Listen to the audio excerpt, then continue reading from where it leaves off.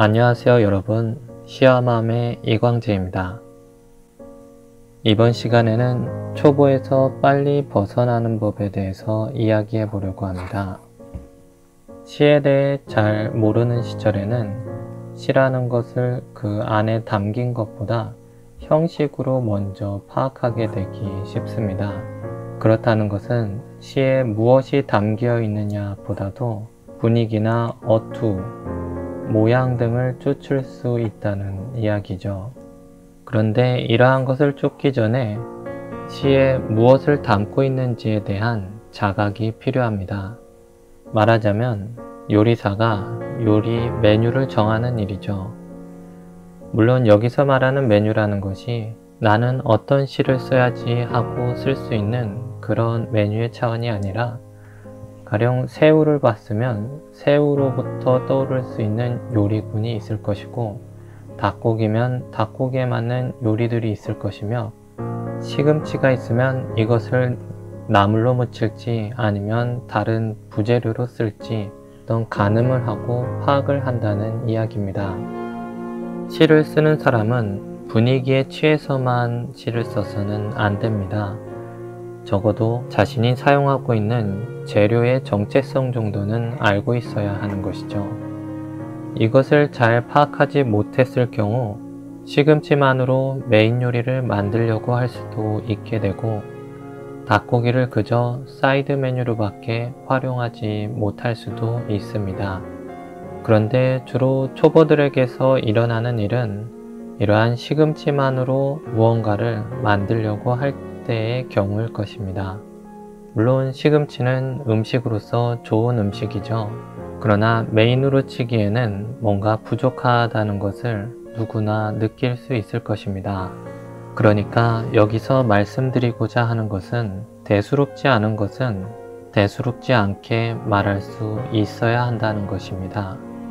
누구나 알만한 일반적인 상식이나 그저 감상에 그치는 것들, 이러한 것들을 나만이 느낄 수 있는 대단한 것처럼 활용을 할 경우 글을 읽는 사람들로부터 신뢰감을 떨어뜨리게 할 수가 있습니다. 시의 재료가 대단한 것만 될 수 있는 것은 아닙니다. 사소한 것들은 사소한 것에 맞게, 중대한 것은 중대하게, 단순히 자신의 기분으로 판단하는 것이 아니라 비교적 객관적인 눈으로 바라보았을 때를 기준으로 해야 합니다.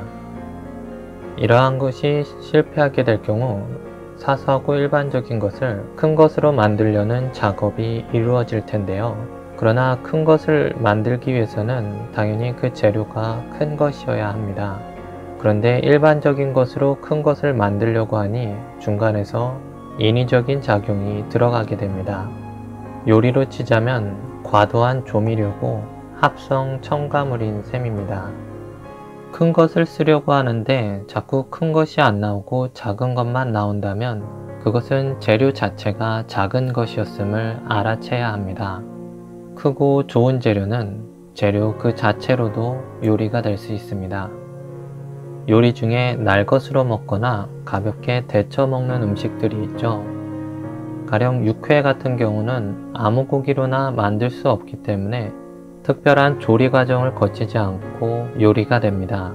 생선회 중에서도 아주 비싼 물고기의 경우는 회로 떠먹거나 아니면 그 순수한 맛을 느낄 수 있는 가벼운 조리법을 택하죠. 문어 같은 경우도 그냥 데치기만 해도 충분히 맛있고 좋은 음식이 될 수 있습니다. 요리사들은 요리를 할 때 재료를 보는 것부터 신경을 쓰죠. 재료가 마음에 들지 않으면 전국을 뒤져서라도 좋은 재료가 나는 곳을 찾아냅니다. 요리사가 재료에서 타협을 보면 그 요리는 별 볼 일 없게 되죠. 시를 쓰는 사람도 자신이 쓰고자 하는 시에 있어서 타협을 보면 안 될 것입니다. 도자기 장인이 도자기를 깨부수듯 자꾸자꾸 좋은 상태에 대해서 탐구하고 찾아가야 합니다. 그러니까 시를 쓰는 사람은 꾸미는 것에 열중할 것이 아니라 재료 그 자체를 보는 눈을 키워야만 좋은 시를 쓸 수 있다고 하겠습니다. 재료 그 자체를 볼 줄 아는 사람이라면 굳이 무리한 조리를 하려 하지 않고 그에 맞는 적절한 조리만 하고 끝낼 것입니다. 완성된 요리가 10만원짜리이든 만원짜리이든 가격이나 규모만으로는 요리의 실력을 판단할 수 없죠. 그것처럼 무조건 값비싼 재료를 찾아서 시를 쓴다고 그것이 또 시의 실력을 높여주는 방법은 아니라고 하겠습니다. 정리해서 말하자면 자신이 무엇을 다루고 있는지는 자각하고 있어야 하며 이때 일반적인 것을 특별한 것처럼 꾸며서는 안 되며 자신이 다룰 수 있는 한에서 재료의 품질을 계속해서 높여가야 한다는 것이 되겠습니다. 물론 시를 쓰는 사람의 마음으로서는 자신이 쓰는 모든 것이 크고 소중한 것일 겁니다.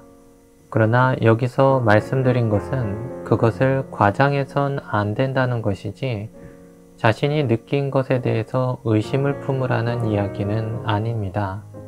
중요한 것은 자신이 느끼고 있는 것에 대해서 섬세하게 파악하고 감지할 수 있는 그런 감각이 길러져야만 자신이 느낀 정말 그 커다랬던 것이 그 커다람 그대로 시가 될 수 있다는 것이겠습니다.